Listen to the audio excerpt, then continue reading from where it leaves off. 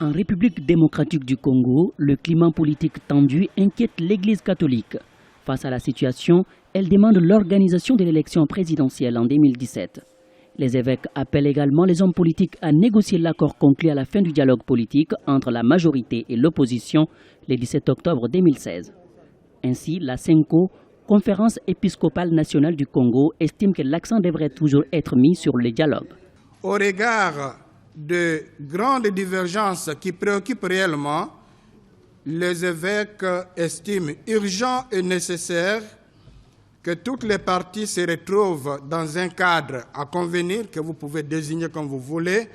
Le plus important, c'est en vue d'aplanir les divergences pour l'intérêt supérieur de la nation. La majorité présidentielle et une partie de l'opposition ont convenu de reporter l'élection présidentielle à avril 2018. Les raisons évoquées sont des difficultés logistiques et budgétaires pour les inscriptions des électeurs sur les listes électorales. Cependant, le principal bloc de l'opposition du pays rejette cet accord et exige le respect de la Constitution. La majorité tient à cet accord. Pourquoi? Tout justement, puisque l'accord est signé en faveur de la majorité au pouvoir.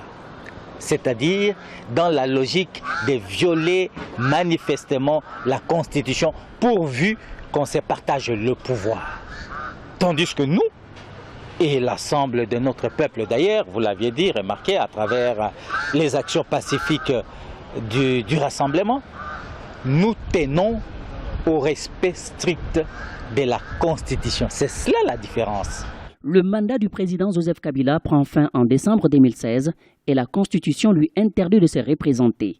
Ainsi, l'accord d'octobre 2016 lui permettra de rester au pouvoir jusqu'à l'élection de son successeur en 2018. Toutefois, il n'est pas spécifié dans l'accord précisément qu'il ne peut pas se représenter ou changer la Constitution pour lever la limite du nombre de mandats présidentiels.